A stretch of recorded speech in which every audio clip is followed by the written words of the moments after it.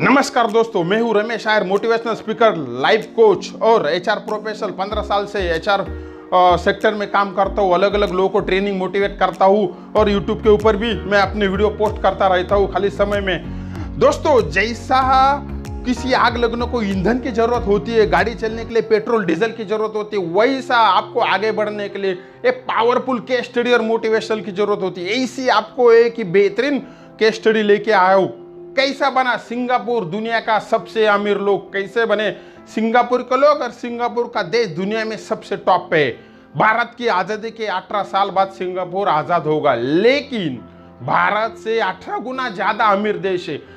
Singapore में आप जानते हो हर 5वां इंसान करोड़पति है। जनसंख्या कितनी है आप सोच के आप एक सोच विचार में पड़ जाओगे, खाली 58 लाख।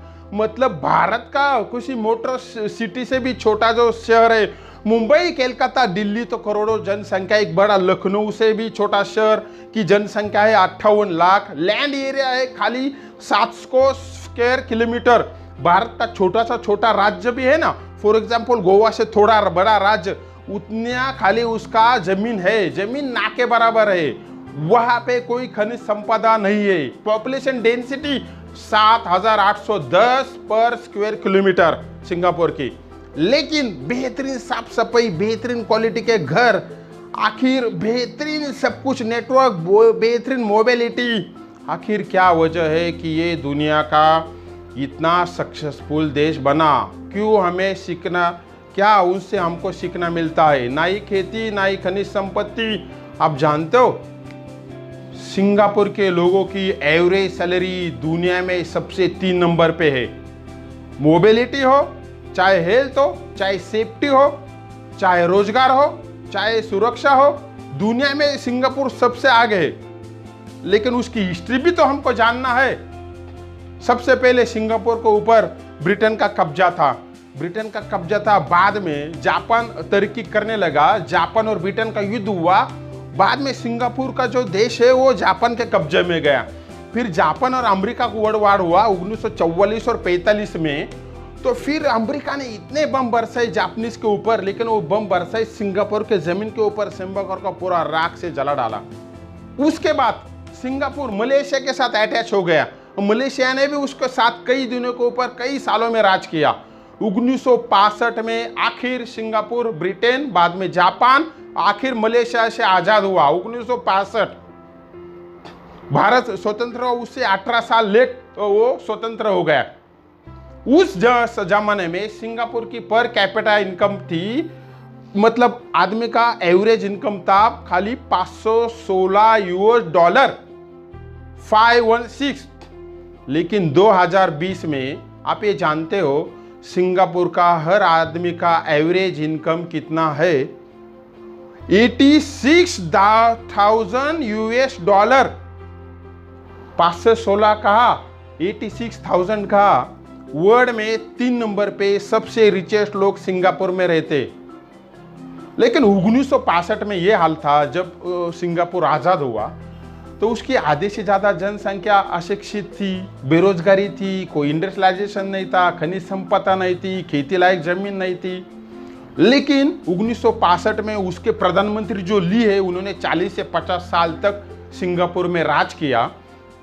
तो ली ने वह इसी तरीके की, सबसे पहले ली ने क्या किया कि वहां पे लोगों को शिक्षित करना चालू किया। वह हेल्थ बढ़िया बनाया, वह infrastructure, rail network, road network, साफ सफाई, हेल्थ, एजुकेशन, उसके ऊपर बहुत ज्यादा ध्यान दिया। और वह ऐसे कड़े कानून लाए सिंगापुर में। पर आपको बताया ना मैं कि वहाँ पर स्क्वायर किलोमीटर डेंसिटी बहुत ज़्यादा है। तो सिंगापुर गवर्नमेंट ने, वहाँ की सरकार ने क्या किया, 2 बच्चे से ज़्यादा अगर बच्चा पैदा हो गया उनको कोई लाभ नहीं मिलेगा, उसके ऊपर कड़ा हेवी पेनल्टी लगा दिया। तो जनसंख्या नियंत्रण किया। उसके बाद सिंगापुर के सरकार ने वह भ्रष्टाचार के ऊपर कड़ा नियंत्रण रखा है। वहाँ के जो मेंबर ऑफ पार्लियामेंट है उनको दुनिया में सबसे ज़्यादा सैलरी मिलती है। क्यों? वह प्रधानमंत्री ली ने ऐसा स्ट्रक्चर डेवलप किया है कि वो बोलते हैं कि मेरे मेंबर ऑफ पार्लियामेंट में मैं इतनी सैलरी दूंगा कि वो भ्रष्टाचार के बारे में सोचेंगे ही नहीं, उनका जीवन ऐसा बेहतर बनाऊंगा, इनमें दुनिया की वर्ल्ड क्लास फैसिलिटी दूंगा तो उनको भ्रष्टाचार करने की जरूरत ही नहीं पड़े।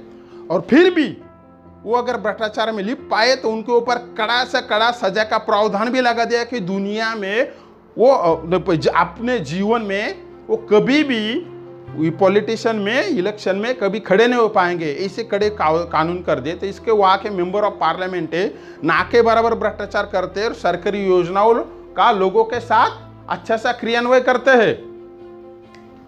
तो ये सबसे बड़ी बात है, सिंगापुर ने वह भ्रष्टाचार के ऊपर नियंत्रण किया। वहाँ की भौगोलिक परिस्थिति ऐसी है कि वहाँ का दुनिया का समुद्री मार्ग से 40% से ज्यादा व्यापार होता है, इसलिए सिंगापुर को दुनिया का आर्थिक अड्डा माना जाता है। सिंगापुर ने प्रधानमंत्री ली ने वहाँ इतने इंडस्ट्रियलाइजेशन लाया, ग्लोबलाइजेशन लाया, इतनी टेक्नोलॉजी डेवलप की, रोबोटिक्स लाया, ऑटोमाइजेशन लाया कि दुनिया का बेस्ट से बेस्ट एंटरप्रेन्योर सिंगापुर में पैदा हो रहा है। दुनिया का ज़्यादा से ज़्यादा इन्वेस्टमेंट सिंगापुर में हो रहा है। दुनिया के वर्ल्ड क्लासेस बैंक का जो नेटवर्क है वो सिंगापुर में है। आज आप सिंगापुर में कोई भी बिजनेस लगाना चाहते हो तो आपको सिंगापुर में कुछ दिनों के अंदर सारा आपको वहाँ का सब उधर का सरकार जो है सारी सुविधाएं आपको देती है, सारे सैंक्शन आपको मिल जाते हैं। तो उसका एनवायरमेंट फ्रेंडली, रोजगार फ्रेंडली और इन्वेस्टमेंट फ्रेंडली वहाँ का एनवायरमेंट बना दिया। प्रधानमंत्री ली ने आर्थिक सुधार किए, शिक्षा नीति बनाई, औद्योगिकरण बढ़ाया, तो उसकी देन है। और सिंगापुर को पूरे दुनिया के साथ जोड़ा।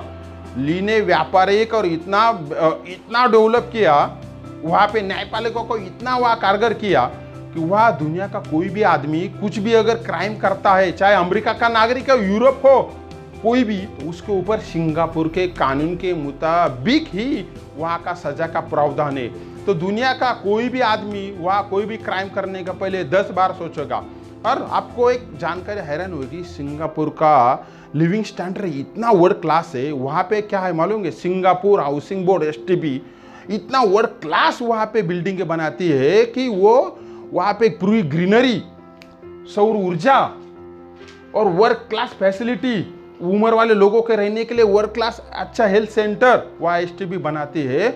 और वहाँ के जो घर है उनके मुताबिक लोगों के अफोर्डेबल कीमत में बेचे जाते हैं। वहाँ STB हाउसिंग प्लान के घर एक आदमी को जिंदगी में खाली 2 बार लेने की वहाँ मौका देती है सरकार। इसलिए सिंगापुर का ग्रोथ दिन प्रतिदिन बढ़ रहा है। साफ सफाई के मामलों में हर सेक्टर में वो सिंगापुर का ग्रोथ दुनिया में सबसे टॉप क्लास बढ़ रहा है।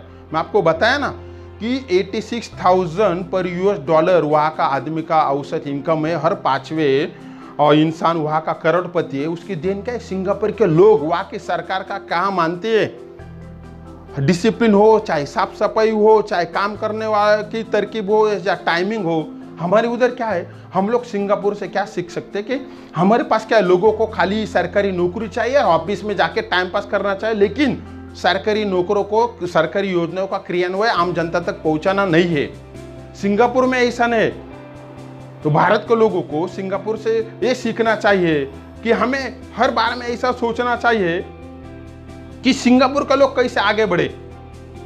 हमारे पास क्या है, जातिवाद, धर्मवाद, इसमें हम लोग उलझे हुए, राजकारण, ये सब चीज़ों में हम उलझे हुए, टाइम पास करना ये सब कुछ। लेकिन अगर भारत में के लोगों को और भारत को भी आगे बढ़ना है तो उनको सिंगापुर जैसा सीखना है। भारत के लोगों को काम करना पड़ेगा, अच्छी शिक्षा लेनी पड़ेगी, अच्छा साफ सफाई रखना पड़ेगा, टाइम डिसिप्लिन मैनेजमेंट करना पड़ेगा, नए नए एंटरप्रेन्योर खड़े करने पड़ेंगे, नए नए चीज़ें सीखना पड़ेगा, नया नया स्किल डेवलप करना पड़ेगा। आप चाहे बिजनेस कर रहे हो, आप चाहे जॉब कर रहे हो, आप चाहे स्टूडेंट हो, आप चाहे व्यापारी हो, तो आपको सिंगापुर जैसा आगे बढ़ना है तो सिंगापुर जैसा डिसिप्लिन आपको अपनाना होगा। तो आप दुनिया में भारत को और आप भी एक अमीर इंसान बनोगे, सक्सेसफुल बनेगा, अपना देश भी सक्सेस बनेगा। तो यही हमको सिंगापुर के लोगों से और सिंगापुर से सीख मिलती है। आज सिंगापुर, आप कहीं सिंगापुर घूमने जाओगे तो दुनिया में सबसे ग्रेटेस्ट घूमने लायक डेस्टिनेशन है। वहाँ पर्यटन में सबसे ज़्यादा बढ़ावा है। वहाँ की सरकार को इनकम जो है सबसे ज़्यादा बाहर के पर्यटन से मिलता है। उन्होंने ऐसी सुविधाएं वहाँ बनाई। सिंगापुर के होटल ऐसे बढ़िया सेवाएं देते हैं कि दुनिया में वर्ल्ड क्लास सेवाएं मानी जाती। करोड़ों लोग सिंगापुर में हर साल विजिट करते। जो सिंगापुर की जनसंख्या है उससे 4, 5 या 10 गुना लोग वहाँ विजिट करते। और सिंगापुर को लोग सेवा देने के मामले में इतने ऑनेस्ट है, लूटपाट वहाँ कभी नहीं है, चोरी चकाटी कभी नहीं है, कोई टूरिस्ट के साथ गंदी हरकतें कभी नहीं करते।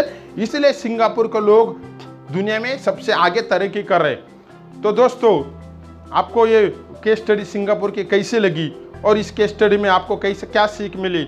अगर मेरा ये वीडियो आपको पसंद आया होगा तो आपके दोस्तों को आप जरूर शेयर कीजिए और वीडियो को डिस्क्रिप्शन में जरूर कमेंट्स लिखिए और सब्सक्राइब करना ना भूलिए। धन्यवाद दोस्तों।